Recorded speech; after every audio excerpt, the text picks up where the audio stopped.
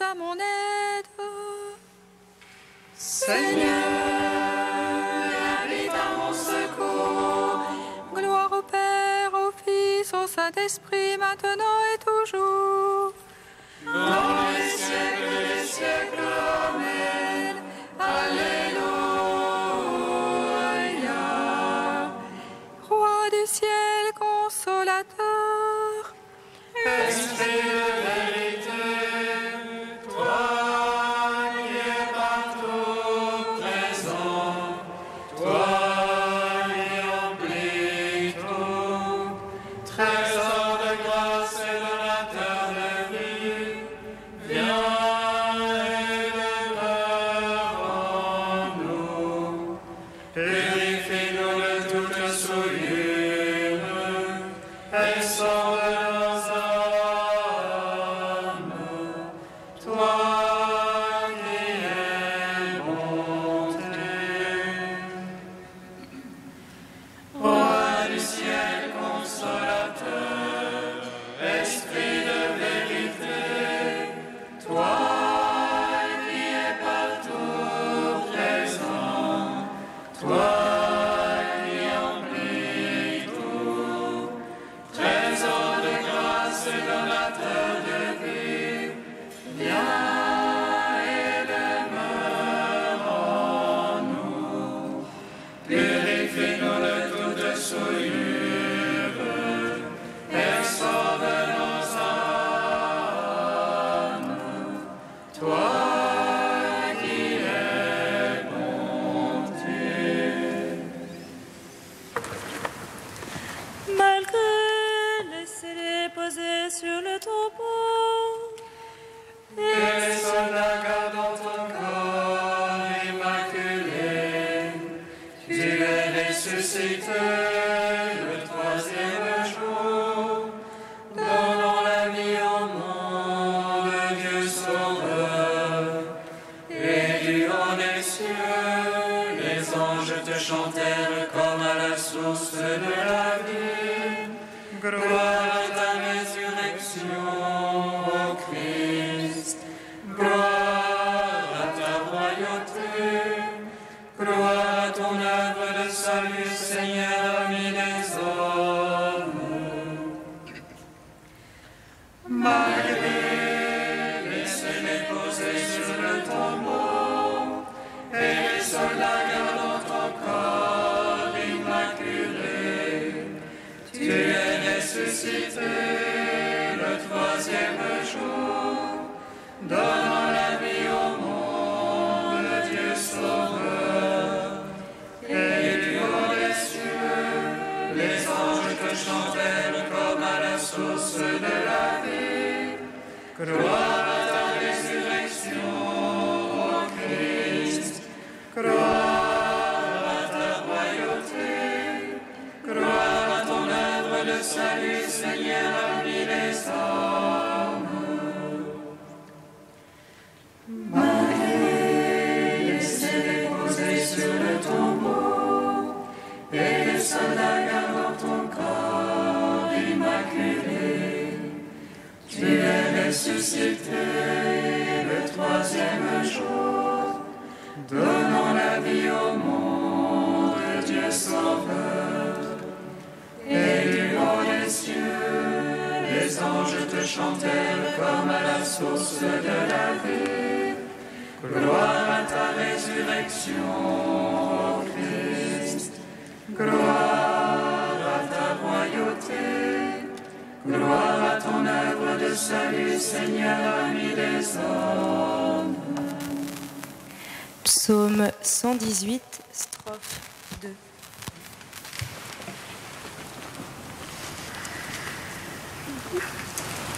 béni sois-tu, Seigneur mon Dieu. En ta parole, j'ai mis ma joie. Béni sois-tu, Seigneur mon Dieu. En ta parole, j'ai mis ma joie.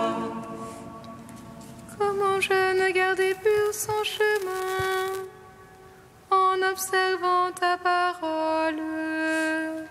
De tout mon cœur, c'est toi que j'ai cherché. Ne me sors pas de tes ordres. Dans mon cœur, j'ai conservé tes promesses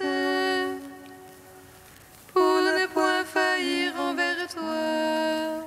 Béni que tu es, Seigneur. Apprends-moi tes volontés. De mes lèvres, je les ai tous énumérés, les jugements de ta bouche. Dans la voix de ton témoignage était ma joie, plus qu'en toute richesse. Sur tes préceptes, je veux méditer et regarder à tes chemins. Je trouve en tes volontés mes délices. Je n'oublie pas ta parole. Gloire au Père, au Fils, au Saint-Esprit. Pour les siècles des siècles. Amen. Béni sois-tu, Seigneur mon Dieu.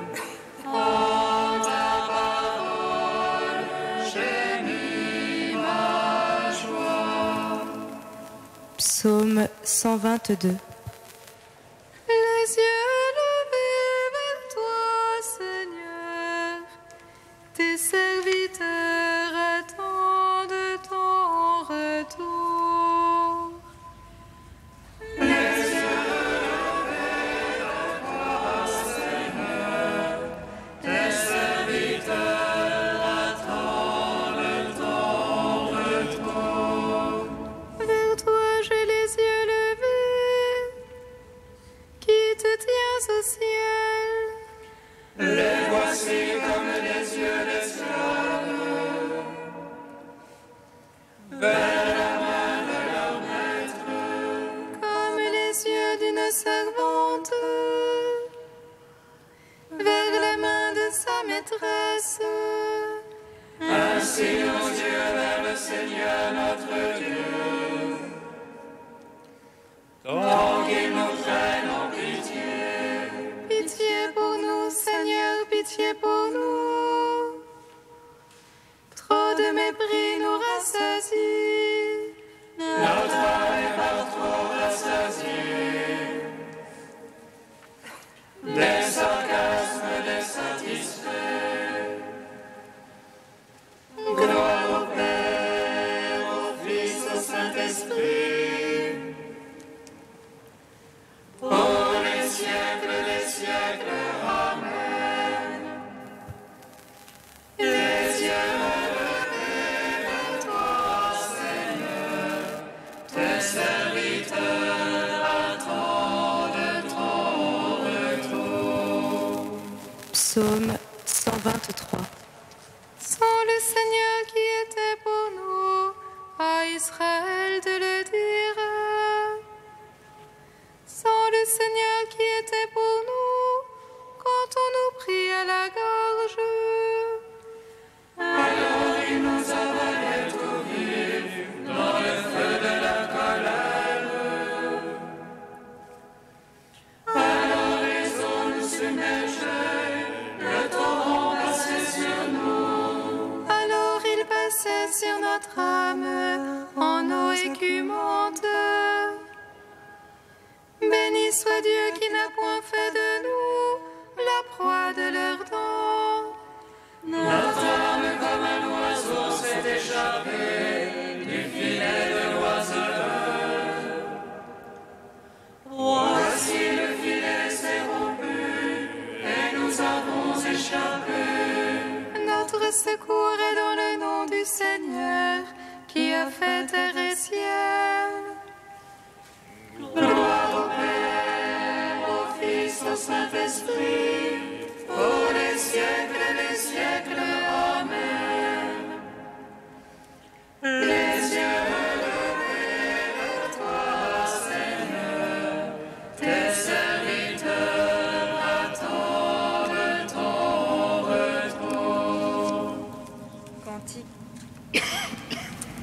Cantique d'Isaïe 55, page 298.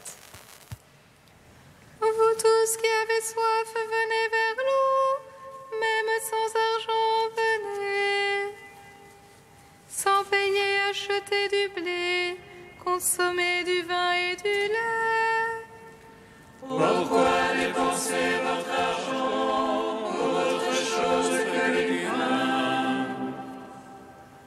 Pourquoi dépenser vos forces sans jamais être rassasiés?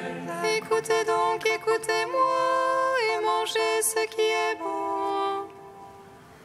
Tendez l'oreille et venez vers moi, écoutez et vous vivrez. Cherchez le Seigneur jusqu'à ce qu'il se laisse trouver, invoquez-le car il est proche. Que le méchant abandonne ses voies, l'homme malfaisant ses pensées. Qu'il retourne vers le Seigneur, qui lui montrera sa tendresse. Qu'il aille vers notre Dieu, lui se surpasse pour pardonner. Ô est le ciel au-dessus de la terre, et mes voix au-dessus de vos voix. Autant l'un est élevé au-dessus de l'autre, autant mes pensées au-dessus de vos pensées. Comme des cieux descendent pluie et neige, et n'y remontent pas sans avoir arrosé la terre.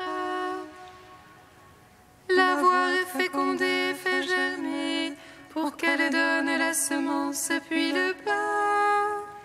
Ainsi est la parole sortant de ma bouche, elle ne revient pas sans résultat, sans avoir exécuté ce qui me plaît et réussi sa mission. Rendons gloire au Père Tout-Puissant, à son Fils Jésus-Christ le Seigneur, à l'Esprit qui habite en nos cœurs, pour les siècles des siècles. Amen.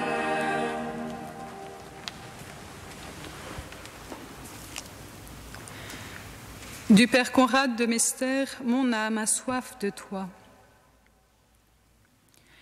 Nulle part le silence n'est aussi nécessaire que pour écouter la voix la plus silencieuse qui cherche à nous rejoindre, celle de Dieu. Notre capacité de silence intime dénote notre capacité de prière. Pour l'homme moderne, l'apprentissage de la prière coïncide en grande part avec l'apprentissage du silence. Prière et silence sont comme des vases communicants. Plus la prière s'approfondit, plus le silence s'intériorise. Et plus le silence intérieur devient habituel, plus facilement on s'abandonnera au Dieu inaudible. Jean de la Croix écrit « Le Père n'a dit qu'une parole, qui est son Fils, et il l'a dit toujours dans un silence éternel.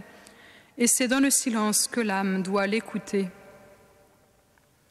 Le climat de respect, de silence et de louange dont la liturgie entoure la lecture de l'Écriture invite à écouter le divin autre qui se fait présent au-delà du son des paroles, ce verbe qui cherche accueil.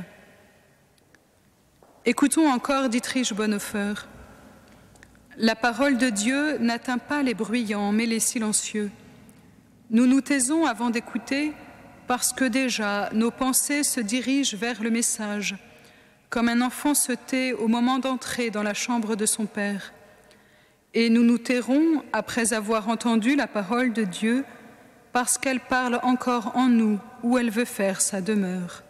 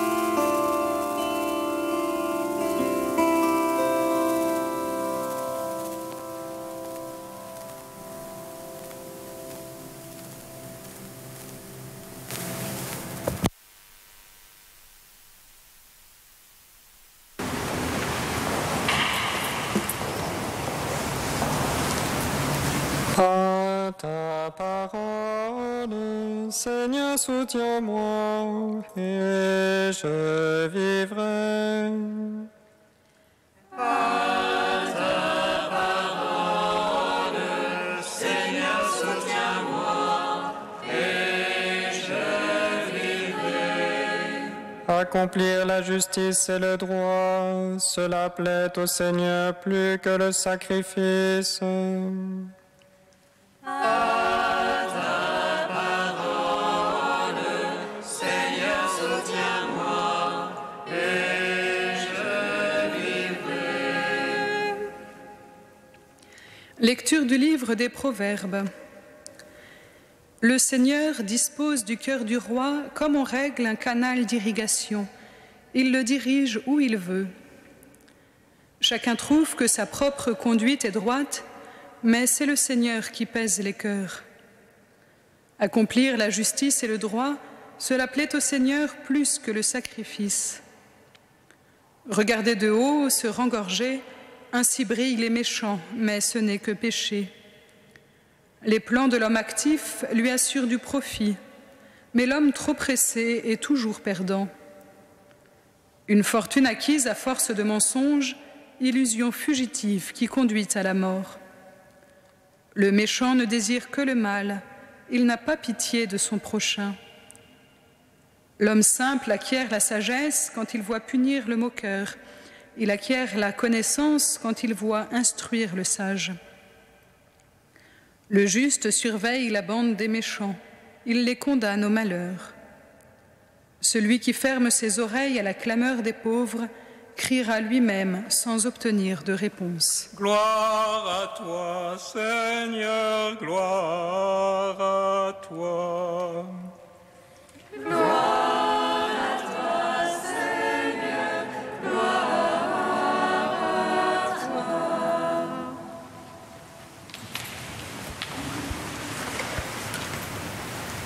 La lecture que nous venons d'entendre se trouve dans le livre des Proverbes, collection de maximes de sagesse placée sous l'autorité du roi Salomon, considéré en Israël comme le sage par excellence. Son enseignement concerne chaque homme et les conseils qu'il donne cherchent à permettre à chacun une vie équilibrée et heureuse sous la conduite de Dieu. C'est en quelque sorte un recueil d'expériences sur le « que faut-il faire pour vivre heureux ».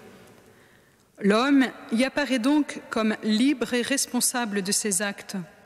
S'il n'était pas maître de sa vie, à quoi bon lui donner des conseils pour bien vivre ? Mais alors, comment comprendre cette sentence constituant l'entête de notre lecture d'aujourd'hui ? Le Seigneur dispose du cœur du roi comme on règle un canal d'irrigation. Il le dirige où il veut. Une lecture rapide pourrait laisser entendre que Dieu dirige nos vies, nos actes, et que tout ce que nous accomplissons a d'abord été pensé, voulu, contrôlé par Dieu, le bien comme le mal.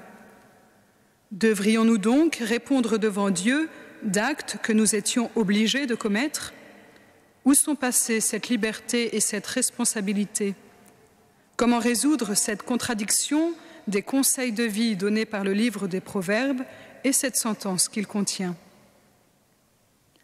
Le Seigneur dispose du cœur du roi. Le cœur de chaque homme est entre les mains de Dieu. Dieu veut la vie pour chacun de nous et il a le pouvoir de changer ce qui paraissait figé en chacun. Il a ce profond désir de vie pour nous, il a ce pouvoir, mais cela ne signifie pas qu'il s'en serve sans nous. C'est là que la liberté de chacun intervient. Dans son amour et son respect infini, il ne veut pas sauver l'homme sans son consentement. Ce cœur de roi qui, comme Salomon, désire la sagesse et souhaite marcher selon la volonté de Dieu, le façonnons-nous en nous. Puissance et dépendance, il s'agit bien de ce cœur que Dieu dirige comme il le souhaite, de ce cœur qui avait demandé à être guidé. Le pouvoir de Dieu s'arrête là où commence notre liberté. Si nous n'avons pas ce cœur de roi humble et soumis, n'ayons aucun doute, Dieu ne nous fera pas faire ce que nous ne voulons pas faire profondément, que ce soit le bien ou le mal que nous ne voulons pas.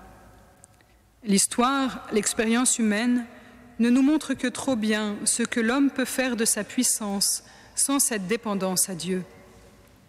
Demandons, désirons ce cœur de roi humble et soumis qui nous conduira, nous et nos frères avec nous, vers la vie.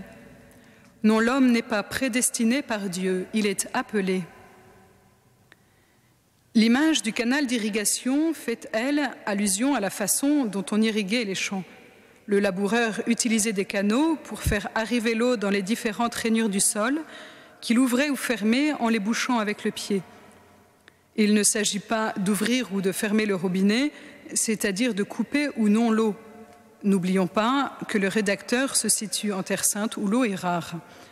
Il s'agit de diriger l'eau, de répartir toute l'eau disponible de la façon la plus efficace possible, de maximiser la vie. Ce que Dieu dirige en celui qui le désire et qui se laisse diriger, c'est pour la vie et rien que pour la vie. Il s'agit d'abreuver les terres sèches, de rendre habitables les déserts, de faire jaillir la vie ou régner la mort. Dieu peut nous orienter vers un bien ou un autre bien, mais en aucun cas vers un mal. Il ne ferme le robinet, l'arrivée d'eau pour personne.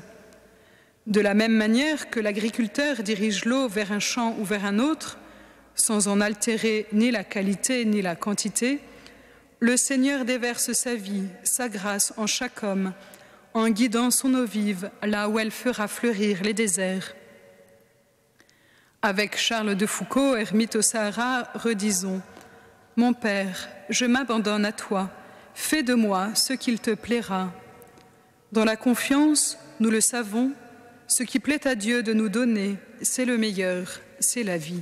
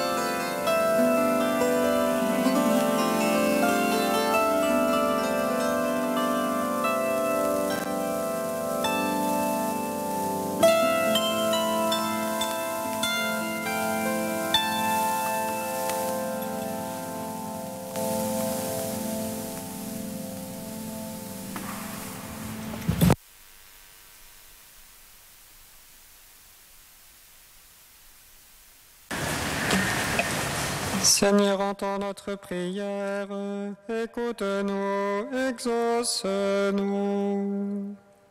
Seigneur, entends notre prière, écoute-nous, exauce-nous.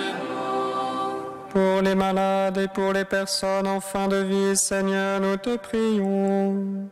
Donne-nous de les accompagner dans l'espérance et la confiance. Seigneur, entends notre prière, écoute-nous, exauce-nous. Pour les fruits du voyage du pape en Albanie, Seigneur, nous te prions. Donne au peuple de grandir dans la concorde et la paix par le dialogue mutuel. Seigneur, entends notre prière, écoute-nous, exauce-nous. Pour nos frères frères chrétiens martyrisés à cause de leur foi et pour leurs persécuteurs, Seigneur, nous te prions. Donne-leur ta miséricorde et ouvre les cœurs au respect mutuel. Seigneur, entends notre prière, écoute-nous, exauce-nous. Saint Dieu, Saint fort, Saint immortel, prends pitié de nous. Saint Dieu, Saint fort, Saint immortel, prends pitié de nous. Saint Dieu, Saint fort, Saint immortel, prends pitié de nous. Gloire au Père et au Fils et au Saint-Esprit, maintenant et toujours et dans les siècles des siècles. Amen. Saint immortel, prends pitié de nous. Saint Dieu, Saint fort, Saint immortel, prends pitié de nous. Tu veux nous donner la vie et la vie en surabondance. Dieu notre Père, nous te rendons grâce. Notre Père qui es aux cieux, Que ton nom soit sanctifié, que ton règne vienne, que ta volonté soit faite sur la terre comme au ciel. Donne-nous aujourd'hui notre pain de ce jour. Pardonne-nous nos offenses comme nous pardonnons aussi à ceux qui nous ont offensés. Et ne nous soumets pas à la tentation, mais délivre-nous du mal. Car c'est à toi qu'appartiennent le règne, la puissance et la gloire, pour les siècles des siècles. Amen. Dieu éternel et tout-puissant, par une grâce extraordinaire, tu as donné au Saint Padre Pio de participer à la croix de ton Fils, et par son ministère, tu as renouvelé les merveilles de ta miséricorde. Accorde-nous par son intercession d'être sans cesse unis aux souffrances du Christ et de parvenir avec bonheur à la gloire de la résurrection. Par Jésus-Christ, ton Fils, notre Seigneur et notre Dieu, qui règne avec toi et le Saint-Esprit, maintenant et pour les siècles des siècles. Amen. Bénissons le Seigneur.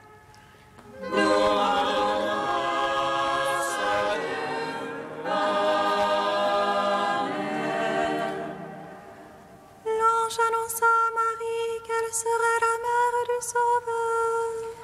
Et conçue de l'Esprit Saint, réjouis-toi, Marie, pleine de grâce, le Seigneur est avec toi.